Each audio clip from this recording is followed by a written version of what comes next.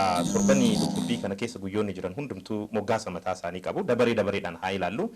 Mee wixata irratti wangeelli dubbifamuu fi moggaasni guyyaa wixataa maalidha kan jedhu otoo ilaalle. Wantoonni baay'ee gaafa hosaanaa sanbata hosaanaa sanarratti goolabamu.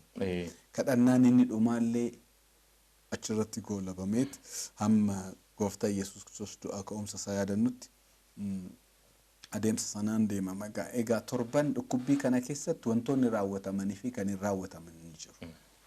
Isaan keessaa hosaanaa ganama Waaqayyo isin haa hiikuu jedhamne gaggeeffame.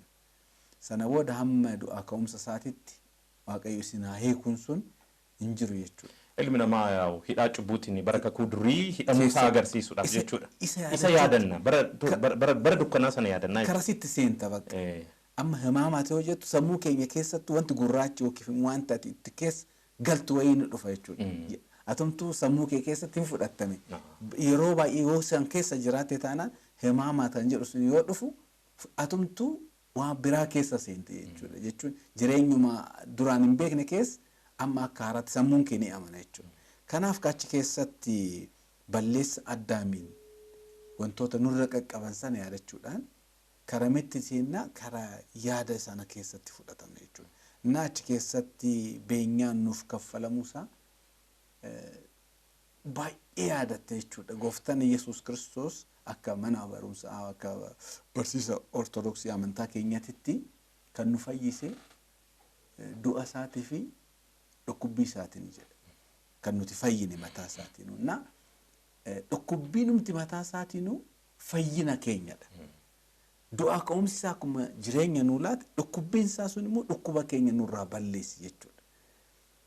Harki isaa waraanamuun inni hadhaawaa sana dhuguun reebbamuun irratti tufamuun wantoota hedduu raawwatamuun isaa mataa isaatiin qoricha of danda'edha. Akkuma ati amma waan tokko yoo si dhukkube qoricha wal fakkaataa miti waan dhukkuba sanaaf kan laattu. Egaa abboonni dhukkubuma sana laatta qoricha sanaaf doozii isaatu adda adda malee waan si keessa jiru balleessuudhaaf waan si keessa jiru sana waliin waan tokko ta'ee faa laatta warri witi.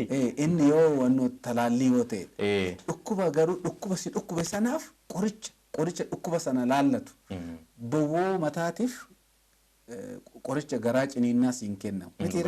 Akkuma sana laal amma fayyina keenya keessatti du'aa ka'umsi akkuma jirutti du'uunsa gooftaan Yesuus Kiristoos akkuma nu fayyise dhukkubbiin irra qaqqabe hundinuu tokkoon isaanii qoricha mataa isaanii fayyina mataa isaanii ni qabu. Waa malee wanni ta'e hin jiru. Kanaaf maal jedhu safaramee lakkaawameeti. Sirri abboonni maal jedhu Yesuus Kiristoos kan nu fayyise dhukkubbii isaatii fi du'a isaatii. Waljiniin laalla irratti xiyyeeffachuu waan qabnuufan yeroo tokko akkuma qoosa dhukkubbii sana akka waan biraatitti du'uusaa immoo akka adda baasnee ilaaluun qabnu. Maalifan kana kaasaa beenyaa nu kaffalame san achi keessatti takkaan ishii ilaalle jechuudha. Atis wajjiniin dhukkubsattaa sitti dhagahama. Egaa fakkeenya yeroon dhukkubbii kun fakkeenya bara kun 5,500 kan itti yaadannudha. Ilmaan namaa gidiraa fi gadadoo seexanaa isa waanjoo isaa jala hidhamanii baratti jiraatan kan itti yaadannudha. Kana qofaa miti immoo barri kakuu moofaa sun kan itti yaadannudha. Wantoota kanaa fi kana fakkaatan achi keessatti calaqqisu waan ta'eef egaa guyyoonni sana booda jiran guutumaan guututti achi keessa nu seensisu. Nu seensisuu qofaa miti egaa Yesuus Kiristoos garbummaa fi gidiraa nurra seexana jala jirru san itti yaadannu sana hundayyuu achi ofirraa hiiksinee kara jireenyatti kan itti qophoof kara du'aa ka'umsatti kan itti yaadannudha. Egaa kuni kan ta'e immoo akkuma abboonni keenyas nu barsiisan hayyama isaatiin fedhii isaatiin namni san dirqisiisa. Otoo akkasis ta'uu baate nu fayyisuu danda'a. Caalatti garuu akka isa jaalannu kan nu taasise. Ani namoonni baay'een Waaqayyo maaf akkas godheedha. Namoonni gaafatan ni jiru dhugaa isaaniiti. Waaqayyo akkasumatti nu fayyisuu ni danda'a humnas qaba.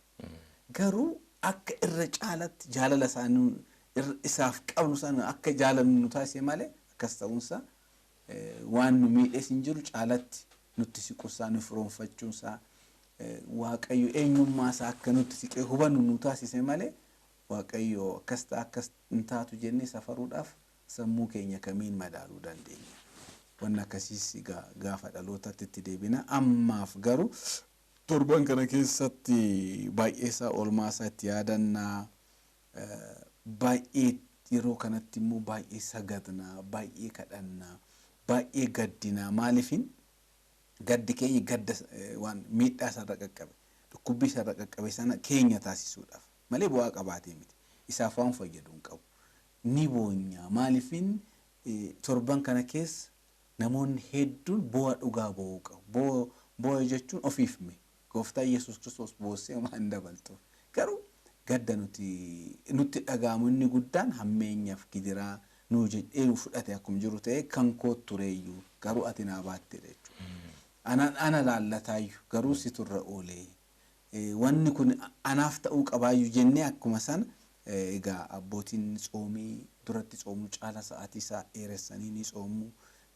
sagada isaanii ni dabaluu kitaabolee kanaan wal qabatan dhukkubbii himaamaatiin wal qabatan isaan nu dubbifamuu kitaabotiin abboon raajonni duratti barreessan sana hundinuu mana amantaa keessatti egaa wantoonni akkasii bahaniit ni ta'u ittaansee immoo akkuma sila sii kaase yeroo dhukkubbii kana keessa fannoo ungachuun hin jiru maaliifin bara fannoo miti kun fannoon iddoo itti yaadatamu waan hin taaneef du'a ka'umsa booda fannoon kan yaadannu fannoo gooftaa Yesuus Kiristoos isa kabaje inni irra ooluu isaatiin fannoon sun fayyina keenyaaf sababa ta'e jechuudha. Isinaa hiikuu isinaa hidhuu jedhamanii luboonni akkasiin godhan maaliifin bara hidhaa keessatti yaadatama waan ta'eef ittaansee kadhannaa namoonni illee yoo du'an yeroo kanatti atis kan yaadattu nama waliin gochuun illee hin jiru miti torban kana keessa amma koronaanis nu barsiiseera deebisnee waliin gochuu jalqabne keenya aadaa garuu sun gochuun suni egaa dhungoodhanii miti Yihudaan dabarsee kan isa yaadachuudhaaf namoonni akka cubbuutti akka gidiraa wayiitti fudhachuu hin qabani wanti yaadannu sammuu keenya keessatti akka irraa hin fagaanneef yaadannoo kanarraa yeroo kanatti egaa namoonni miila duwwaa deemuu carqii isaan keewwatan akka duratti miidhagina hin qabaatu fannoo mallatteeffatanii yaadatanii wantoota kanaa fi kana fakkaatan torban kana keessatti ni raawwatamu seensa afaan kana jedhe sa'aatii keenya immoo fayyadamuudhaaf gaa moggaasota guyyaarraa haa jalqabnu wixatarraa mee haa jalqabu wixatarratti maaltu yaadatama jechuun moggaasni guyyichaa maalidha wangeela dubbifamu maalidha egaa ana qofa egaa gaafa wixatatti dhufnu inni tokko inni kaasnu abaarsa balasiiti abaarsi balasii kun wangeela Maatiyos boqonnaa 21 lakkoofsa 18 haga 19 irratti gabaafamee jira. Egaa seenaan kun maal agarsiisa gooftaan Yesuus Kiristoos gara balasii wayiitti deemee firii irraa barbaade firii tokkoyyuu irraa hin arganne. Na gaafa vershinii afaan Oromoo irratti balasii kana arbuu jedheetu ibsa. Garuu inni guddaan maalidha gara muka wayiitti deemee firii irraa barbaadamu muka sanarraa waaqayyoon hin arganne. Achumaan abaaree jedha.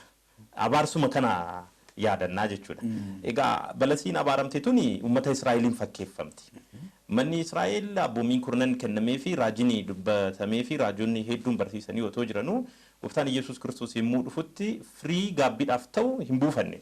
Kanadha kan jedhu barri raajichi Yohaannis yoo barsiisu egaati firii gaabbiidhaaf ta'u godhadhaay taasifadhaay jedhee dubbata. Eeyyee. Kanaaf firiin akka barbaachisu kanarraa ni hubanna. Warri dursee waa'ee waaqayyoo ni beekna jedhan waa'ee waaqaa hubannee jirra jedhan kitaabolee hedduu dubbisan hayyummaa guddaa qaban firiin irraa dhabame nama rifachiisa. Amma bara keenyattis kan ta'aa jiru kanadha. Warri kitaaba beeknu hedduun ni jirra, warri kitaaba qulqulluu sirriitti hiikoosaa hubanne ni jirra, hayyoota warri jedhamne ni jirra, aangoo gurguddaa warri qabnu ni jirra mana kiristaanaa keessatti garuu firii maaliif buusne? Mee akkuma mana kiristaanaa keenyatti iyyuu mee firii maaliif buusne nuti barsiisonni firii maaliif buusne jennee of gaafachuun baay'eetti barbaachisaadha. Fakkeenyaaf manni kiristaanaa tuni sadarkaa seenaatiin sadarkaa seenaa baroota hedduu ni qabdi, seenaa waggoota kumaatamaan lakkaa'aman ni qabdi yoo jenne garuu amma firiin of harkaa qabnu maalidha? Bakka mitti wangeela afaan hundaatiin barsiifne lallaboota afaaniin tajaajilan meeqa horanne Phaaphaasota uummata keenya nuu tajaajilan hawaasa kana keessaa meeqa muudne amma daataa dhumayyuu yoo ilaalte bar Sinodoosii keessa Phaaphaasota 85 jiran keessa Phaaphaasii 5 qofaadha kootaa Oromootiin kan muudame. Isaanumtu immoo hagamiin firii barbaachisaa ta'e nuu buusanii jiru kan jedhu falmisiisaa ta'uu danda'a. Amma eebaluu jennee komachuudhaaf miti ofirraa isni jalqaba. Anumtu maalan bu'aa buuse jechuun tajaajilee wangeela barsiisee uummata kana hagamiinan gara mootummaa waaqayyootti affeeree jira jennee xiqqaarraa haga guddaatti of gaafachuu ni barbaachisa jechuudha. Kamumtu nu hundumayyuu ni ilaallata. Ana kan dubbatus ni ilaallata, warra dhaggeeffatu hundayyuu ni ilaallata. Waaqayyoon firii irraa barbaada mana kiristaanaa tanarraa jechuudha. Manni kiristaanaa teenya tokkittiidha, qulqulleettiidha, bu'uura duukaa bu'ummaa irratti hundooftee kan hundaati yoo jenne sadarkaa kanaaf fiit kan godhu nuti bu'aan nuti buusne ni jiraayi. Jijjiiramni nuti fidne ni jira. Hin fidne hin hojjetamne jechuu koo otoo hin ta'in bara keenyatti garuu hanqinoonni tokko tokkos ammoo waan mul'ataniif kan abbootiin keenya nu biraan ga'an hedduun ni jira. Barnoonni isaan nu teechisan hedduun ni jira. Duudhaan isaan nu teechisan hedduun ni jira. Dhaloonni keenya garuu kana hunda biraan ga'u irratti hagam hojjetee jira jenneetoo of gaafachuu qabna. Qabatamaadhaan wantoota mul'atan waan ta'aniif jechuudha. Guyyaa kana gaafa kabajnu kanaan of gaafachuun baay'eetti barbaachisaadha jedhee tayyaadha. Akka waliigalaatti immoo namoonni kennaan isaanii kenname ni jira. Kennaa isaaniitiin firii maaliif buufatanii? Kennaawwan adda addaa nu kennamuu danda'u. Iddoo gaarii qabaachuu dandeenya, maqaa gaarii qabaachuu dandeenya, beekumsa gaarii qabaachuu dandeenya, qabeenya gaarii qabaachuu dandeenya.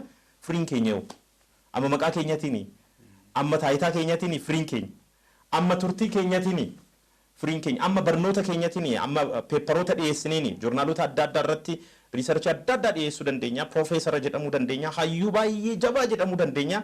Amma hayyummaa keenyatiin firiin keenya kan wanni lafa bu'ee jiru maalidha?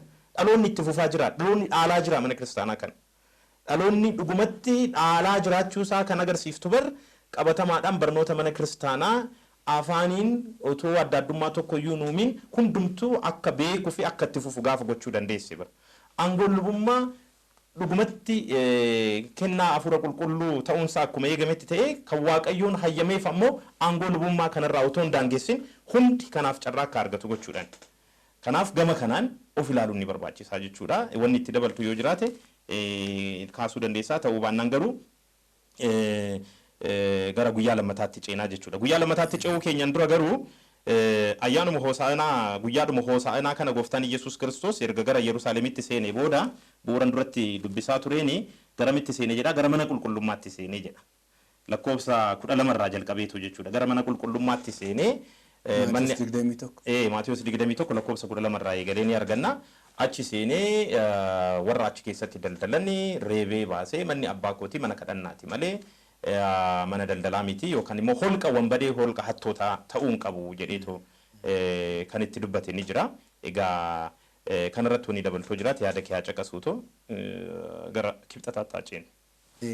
Isa balasii amma yeroo ati naan jettu waan baay'ee yaaddutti sammuu na dhufaa dhufe beekta. Gooftaan Yesuus Kiristoos firii tokkorraa 30, 60, 100 nurraa eegaa jira. Abboonni darban carraa qabeessa. Gama kamiinuu haa ta'u hamma ta'e hawaasni amanaa akka jiraatu taasisaniiru. Hamma mubateera waa biraatiin kontentii isaati. Ammas garuu inni guddaan immoo amma dhaloonni amma jiru immoo dhuguma 30, 60, 100 bu'aa tokko inni argamsiisa jedhee yoo yaadu gaafina keessatti waan uumaa dhufeeffan kana of keessatti gaafadha. Akkuma asitti immoo Yesuus Kiristoos karaa mana qulqullummaatti seenee holqa saamtotaa fi mana qulqullummaa garaagarummaa ishee nutti agarsiisa. Amma ishee kamtu jiraadha. Manni amantaa ishiin gooftaan Yesuus Kiristoos duraan qulqulleessee deeme. Jarri nagadaa iddootti deebi'aniiru moo hin deebine waan biraati. Gabaa Meeksikoo fi naannoo ishii yaadatte taanaan duratti daandirra yeroo deemtu amma dhufee namni dambi kabachiisan isaan ari'a deebi'aniiti immoo achumatti argamu beekta. Mastaanaan akkasii waan akkasiitiin natti mul'achaa jira.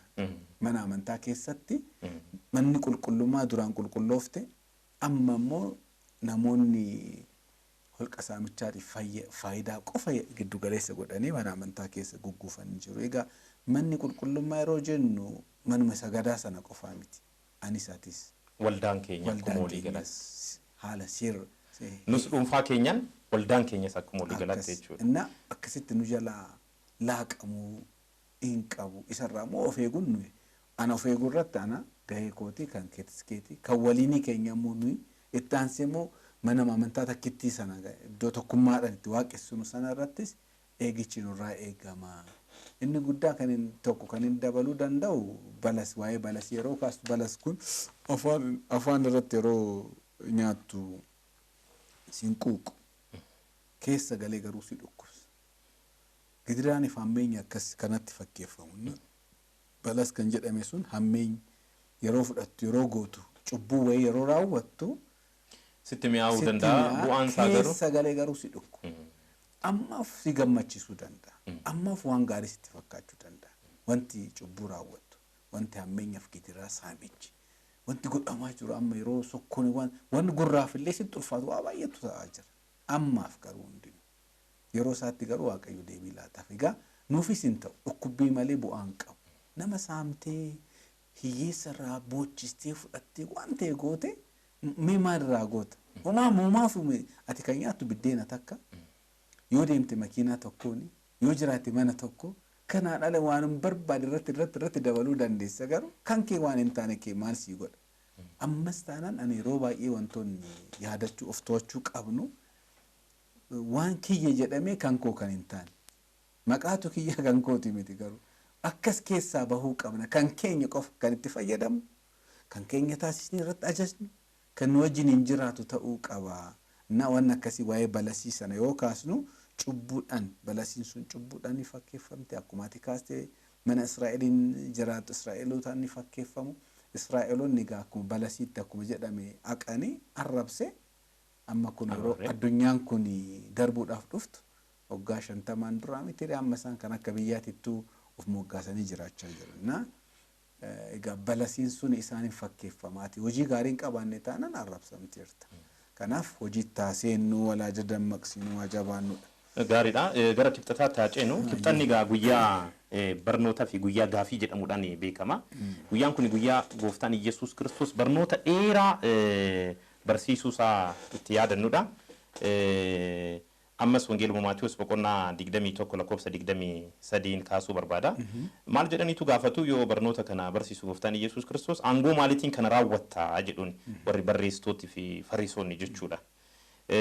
Naa maal jedhaa lakkoofsa durarraa kaasteetoo gaafa laaltu gara galma qulqullinaattis seenetoo yoo barsiisu hooggantoonni lubootaa fi jaarsoliin biyyaa gara isaatti dhiyaatanii aangoo maaliitiin kana gootaa jedhaniitoo gooftaa Iyyasuus Kiristoos gaafatanii jedha. Egaa laalgaa galmuma isaa keessatti jecha Waaqayyo sagalee Waaqayyo barsiisuudhaaf aangoo maaliitiin kana gootaa jedhanii gaafachaa ni jiru. Otoo beekanii Waaqni isaan itti bulaa turan sun Waaqni Musee, Waaqni raajota isaanii, Waaqni qulqulloota kakuu durii irratti galmaa'anii isa ture. Isa dhasi. Garuu kana otoo hubatanii isa jala taa'anii baratuyyuudha. Jarri kun otoo seera Musee ni baranna jedhu beekuun nu barbaachisa jedhu kammoo raajotni wanni isaan barsiisan nu ilaallata jedhu mataa raajotaa kan ta'e mataa Musee kan ta'e mataa dhugoota hundaa kan ta'e gooftaa Iyyasuus Kiristoosiin garuu aangoo maaliitiin asitti kana raawwattaa jedhaniitu gaafatu. Innaa baay'ee galma qulqullinaa keessatti dhugaan akkana ta'aa jira. Jechuun akka keessummaatti ilaallama dhugaan. Tajaajila keenya keessatti akkas tubatamaa jira amma rakkoon mana kiristaanaa mudate inni guddaan kanadha. Qeensaa dhugaan galma qulqullinaa ture. Haqni qeensaa galma qulqullinaa ture. Qeeduma isaati jiru bakki itti mul'achuu qabu.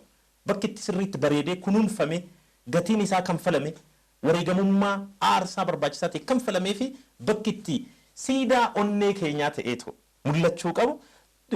Corner stoonii keenya yookaan immoo dhakaa golee keenya ta'eetu dhugaan bakki itti mul'achuu qabu silaa galma qulqullinaa kun mana kiristaanaa ture jiru. Garuu ni dhugaa ni ari'anne beektaa keenni baqatu taasifne dhugaan barbaanne dhugaan bakka nutti dhangaggaa'e beektaa. Kanaaf dhugaa kana waan hin barbaadiniif falmii tuumaa jirra. Beektaa jibbaa fi hammeenya hedduutti agarsiisaa jirra. Kanatu natti mul'ate beektaa gaafa caqasa kana dubbisu jechuudha. Egaa akka waliigalaatti barnoota dheeraa laachuusaa fi barnoota inni laateef ammoo gaafiin akkanatti dhiyaachuusaa guyyaatti yaadannuudha. Wanni calaqqisiisuu barbaaddu yoo jiraate siif carraa kennuuti gara guyyaa sadaffaatti dabalu.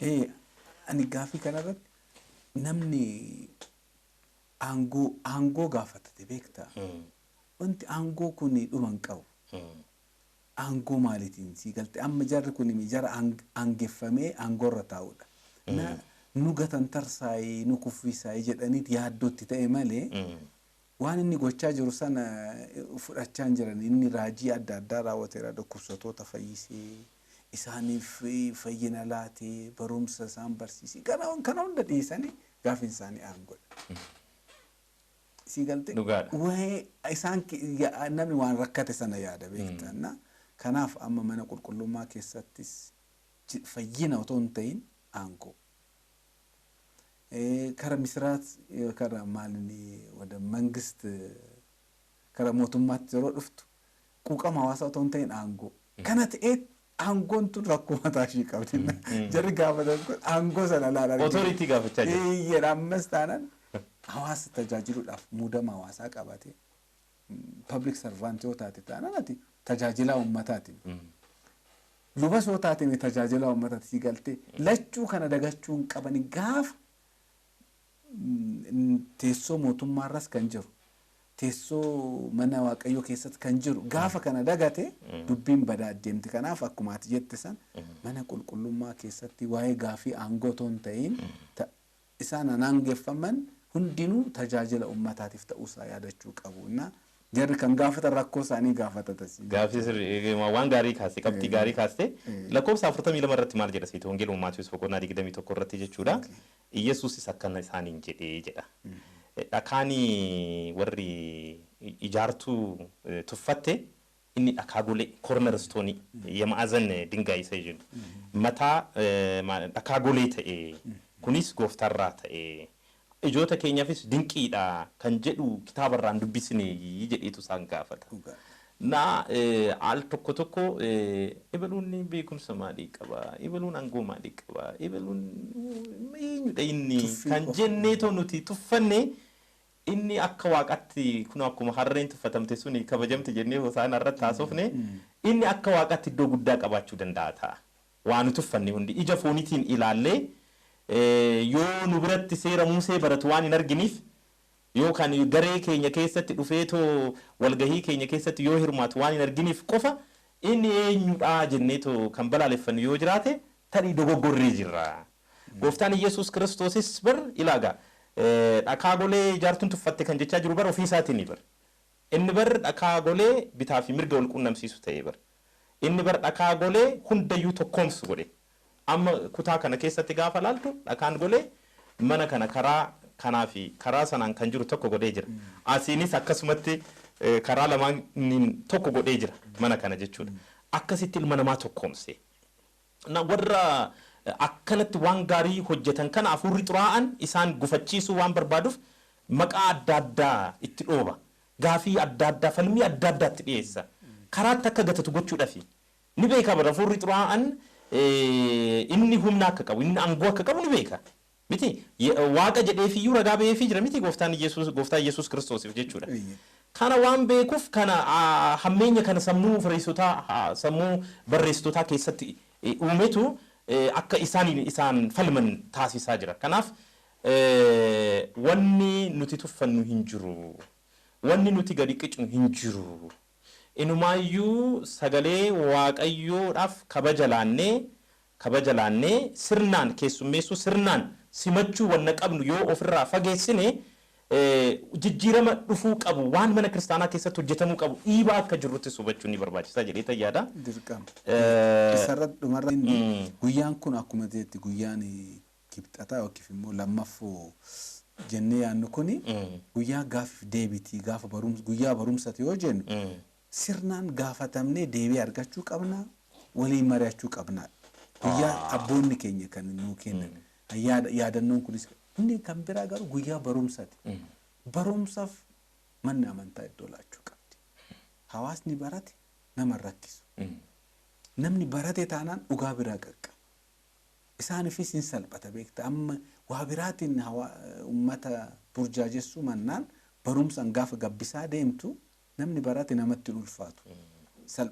Dubbiin baay'eessaa haala gaariidhaan si fudhachaa dubbii dhugaa bira geeyyaas jenna. Kanaaf amma sirna waaqessuu keenya keessatti akka sirna mana amantaa keenyatti amma qiddaasee yeroo sirna qulqulleessinarra yeroo 5 barsiisti.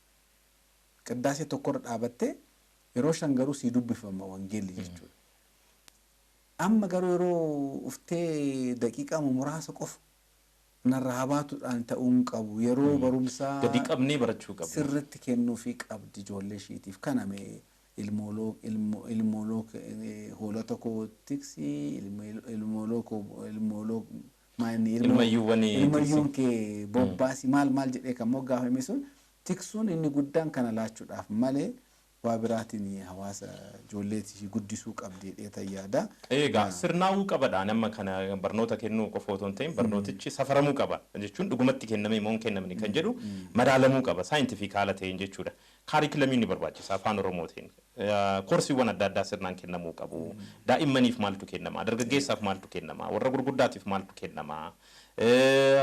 Yuunivarsiitii irratti barattoota barataniif maaltu kennamaa jira? Kan jedhu irratti tajaajiltoonni kaarikulamii develop gochuu qabu. Qabeenyaan barnootaa sirnaan afaaniin takka takkaan akka hawaasa sanaaf mijachuu fi hubachuu danda'utti hojjetamee kun immoo qabatamaadhaan raawwatamuu qaba.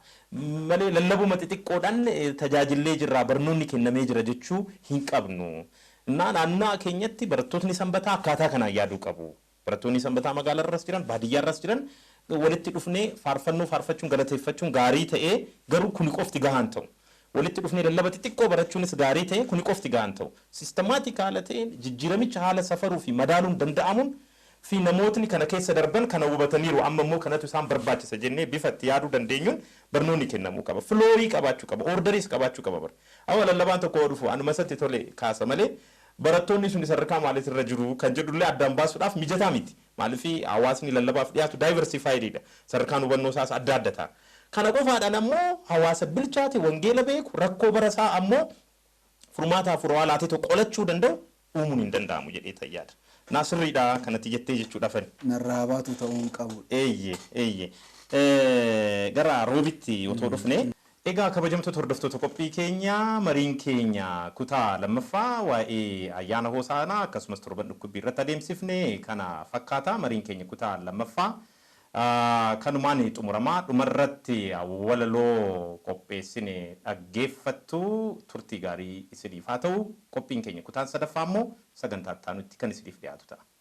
Kunoo fi kunoo jedha kun immoo jireenya si keessummummaa fixeensa barii kan ganamaa bakki kuni bakka dharaa bakka foonii bakka garaa bakka gatnee irraa baqannu bakka duunee itti obbaafannu. Keenya biyya sii miti dhiyoo miti hiixuu jirti bakki ishii bakka haqaa bayyanacha waaqaa bakka dhugaa bakka nagaa bakka itti dhageenyu aga iddoo xumura kaannaa iddoo injifannoon mirkanaa iddoo badhaasa goototaa wareegamtootaaf dhugootaa biyyi keenya fagoos miti asum jirti dhiyootti kan argamtu nu gidduutti itti amannaani kunooti. Hundooftetti dachee irratti mootummaan ishee kan waaqaa daandiin ishee daandii haqaa. Hayyamni isaa inni baddaa isa olii abbaa guddaa dachee irrattis dhugoomeera inni samii bu'ee jira inni dachii ol ba'eera. Dhugoota isaan bakka dhugaa warra asiis wal argaa warra achiis warra asiitti warri asiis warra oliitti walii kadhatu walii gaafatu walii iyyuu. Walii birmatu, walii yaadu, walii yaafatu, wal gaafatu, wal waammatu. Mootummaan waaqaa kan nagayaa, gamtaan keenya waldayaa, simannee jirra yooyyaa. Kunoo ta'e, yaa'iin walitti ba'e, hundumtuu wal ga'e. Galanni waaqayyoodhaaf haa ta'u.